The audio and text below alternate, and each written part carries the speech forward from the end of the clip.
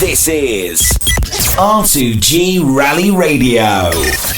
For the latest in on-event rally news. Hi there, this is your 7pm update at the end of Leg 3 of the Silver Fern Rally for 2024, and it's been another James Ford masterclass as the crews have come back across the Southern Alps, having started the morning in Greymouth with a cancelled stage, the second pass of the Cameron stage due to the road conditions. So Lake Linden, running from north to south, was the first stage of the day. 2 stages in the morning and then another 5 this afternoon in Hayden Paddon's playground out the back of Geraldine and Timaru. And James Ford in the Ford Escort has put on another masterclass with no fewer than 6 stage wins and 1 second fastest time on a very short stage. He was headed off by Robbie Stokes on stage 20, the Snowdon stage this morning by just 0.1 of a second. So Ford has enjoyed a great day with Neil Shanks alongside, and he's increased his lead over the now second placed Marcus Van Klink and Toby Marsh in their RX-7 by just over a minute. Now, of course, the news there is that we lost Dean Buis before things even really started this morning, halfway through Arthur's Pass. His Ford Escort ground to a halt with an oil pressure issue.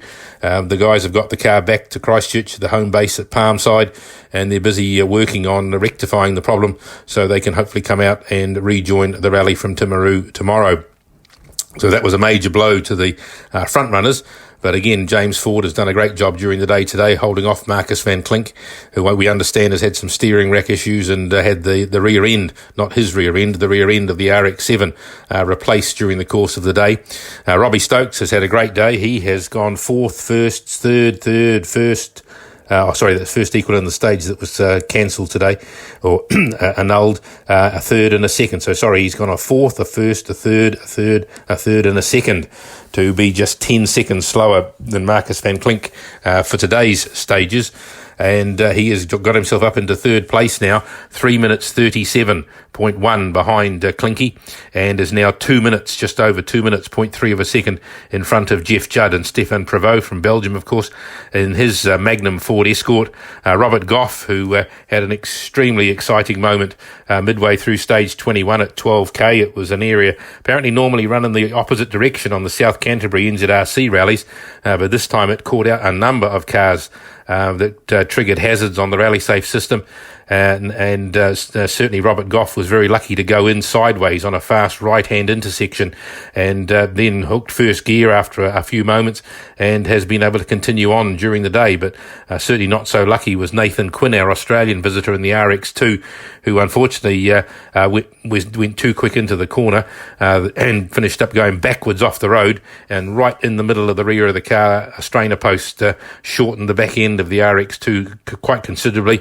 From some video that we've seen on Facebook, on Rocky Hudson's Facebook page, it appears the fuel tank has probably ruptured, and so the car was not restarted, and we understand now it is spending the evening in a Geraldine panel beater's workshop getting on a chassis straightener, and the guys are employing what they call within the Silver Fern rules their get out of jail free card to work through the night to get the car repaired enough that they can rejoin tomorrow.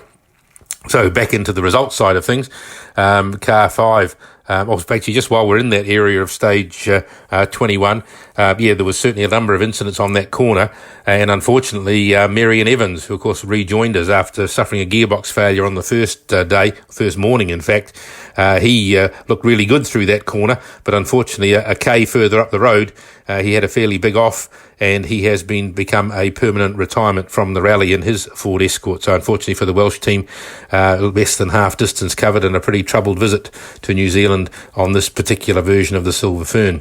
But back to 5th place, Robert Goff, as I say, you would say was pretty lucky to get away with his incident at that intersection, but has maintained 5th place, a minute 38 behind Jeff Judd. Then we go back another 45 seconds to the Tuttle Porsche of Chris Rosenberger in 6th, Roger Chilman at 8.8 seconds further back in 7th. Then comes Shane Merlin, now up into 8th place, a minute 14 behind. Charlie Evans in the RX-7 having a very good day. He is now a 9th place, and the Lancia Stratos has broken into the top 10. Philip Kaduri and Ryan Champion from Hong Kong and the UK respectively are just 4.1 seconds behind Charlie Evans as they take the overnight halt. 11th now are Bonamy Grimes, so the Kaduri's got ahead of him there, is 56 seconds down on the Lancia Stratos. Then we go back to Alan Dippy in 12th place, Eugenie Karev in the other Porsche. So that battle of the Porsches continues unabated, a minute 50 separating those two in 12th and 13th place. Daniel Alonso from Spain and his Ford Escort, car number 30, is maintaining 14th place, 45 seconds down on the two Porsches. And then comes Andrew Siddle in 15th in his Escort, then Grant Shand, followed by Brandon James. Scott O'Donnell in the RX3 is in 18th place. Richard Spink heads another cluster of Escorts. Ken McDonald completes the top 20. And then we go through Ian Dobson, Brian Green in 22nd place. David Young in the Mexico is 23rd.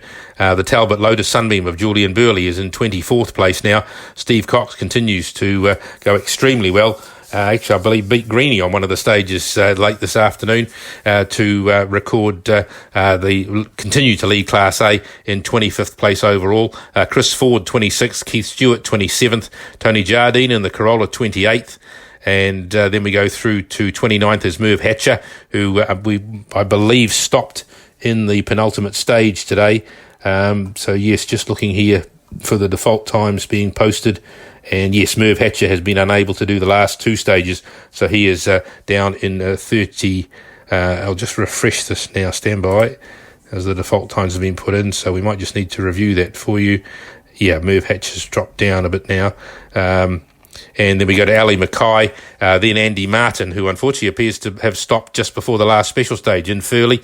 I doubt that the pie shop was still open there, but the Hayden Padden crew are busy working on the car out in the field to get it to the overnight halt tonight. 32nd is car 38, Ben Howlett. 33rd is Bruce Farley. And then Dean Buist, of course, is now down in 34th place, 2 hours behind the rally leader. So the rest that Dean can really hope for is to come out and have a really good play over these concluding days and see what he can do to win some of the day's competitions, win some of the legs. But certainly whatever happens, as long as we can get to see him back out there, I'm sure he'll be just as spectacular as he usually is. 35th is car 33, Joshua Hilton in the Celica from Australia. William Midgley, we haven't seen him all day. He's had his car in Christchurch, we understand, being repaired as well. And then, of course, we've got Nathan Quinn still listed now, but he is in the final classified position, 37th, and now nearly 5 hours actually behind the rally leader with the penalty times that have been applied.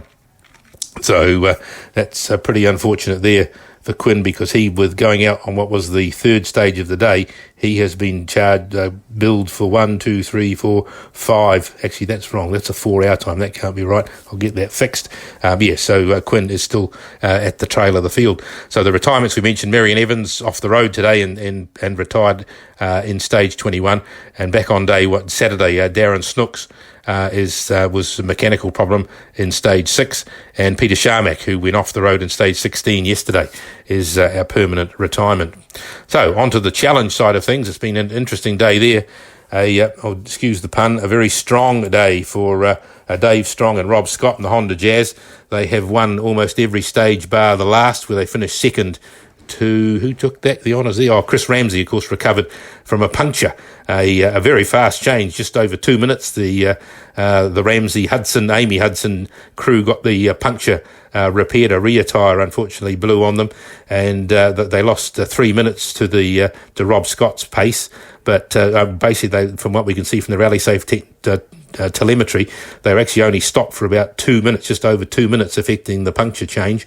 Fabulous effort there to get themselves and minimise the time lost. What it's done, though, it's halved their overall rally lead, which they have actually reinstated somewhat by beating Carl Celeste on the last stage by I'm sorry, I'll find the right report here, by some 25 seconds. So as it stands at the moment, Chris Ramsey, in spite of that puncture in stage 24, he still leads Carl Celeste now by 3 minutes 20.3. Richard Galley, basically again, no positional changes here. Richard Galley still in third in the BMW, 1 minute 46 down on Carl Celeste. Phil Thomas fourth, another 51 seconds further back. Austin Jones, who appeared to have Austin and Kingsley appeared to have a brief stop delay in the last stage, but they have come through with a pretty competitive time. They're maintaining 5th place, but they are at 56 seconds behind Phil Thomas.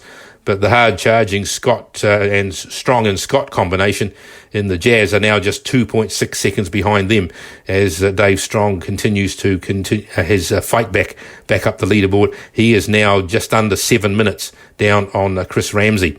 So again, it won't take too much for anybody in front to have any sort of issue. And Dave Strong will continue to head up the leaderboard after, unfortunately, 2 right front punctures on consecutive stages back on Saturday, and then a left front puncture over on the coast yesterday in that rather rough and ultimately aborted stage, the Cameron's stage over there. Dan Alexander doing very well in 7th place. He is 8 minutes now behind Dave Strong. Then we go back to Chris Padden, another 6 minutes further back. Michael Ward is in 9th place in his live-in, 8 minutes behind Chris Padden. Another minute 20 back to Ed Mulligan in his BMW. And Andrew Lowe is in 11th of the 12 cars, 19 minutes behind Ed Mulligan. And then we go back to Brian Van Eyck, who of course was a rejoin early on after the first day, I believe. He is in 12th place, and he is now an hour 41 behind Chris Ramsey. And of course we permanently lost Ross Yendall from Australia in his Ford Escort with a transmission problem at the end of day service 2 days ago. So that's the challenge side of things. And on to the Fron, which is finished in that very close competition that we were talking about. In fact, midway through the day today, there was only single seconds separating Keith Hamilton in the with Glenn Alcorn alongside. You remember him from driving the RS2000, the blue RS2000 in the NZRC last year. Well, Keith Hamilton has managed to steal a bit of a march on Stephen Gill in the closing stages. I believe he took something like 20 seconds out of him on the long 24 car, the stage 24. And ultimately, Hamilton has headed in the Subaru GC8 has headed off Stephen Gill by 24 seconds after over 3.25 hours worth of total rally time. Peter Light takes the final podium position with 20 minutes down on Stephen Gill, and then Kerry Sloan, who also was delayed in the last special stage but did manage to finish. He dropped some 4 or 5 minutes in that last stage, so again potentially a puncture for him perhaps. He has come home as the final classified finisher, 6 minutes down on Peter Light and 27 minutes down on the winner Keith Hamilton. Of course, Tim McDonald, we lost him on going to the last stage on Saturday with clutch problems. So that's the end of the Frond now. Their 3-day competition is over, so it'll be a focus more on the historic and the challenge, and of course the 4-wheel drive classics, which we now move on to. The 2 competitors there, both in Subaru H6s. Ben Huben continues to dominate there and leads Tim Milliken now by over 15 minutes. And then also in the time trial, just got the latest results through, because those 3 cars, of course, are running right at the rear of the field. Dallas Yates and Elise Inger have had a good day today. They had two stages where they did not incur any penalty times at all. Came a little bit, lost a little bit in the last special stage, but they still won the day quite comprehensively from Timothy James and John Mulrunnan in their Porsche Cayenne, with Dave Bryan having problems, an electrical problem or a fuel problem, stopped them from doing the first, the second and the third stages today. So that's really pushed them quite some margin back in third place. But overall, the standings are that the Yates-Inger combination in the Toyota MR2 are on 473 total points. Timothy James and John Mulrunnan are on 544, so a 71 point gap has been built up there now.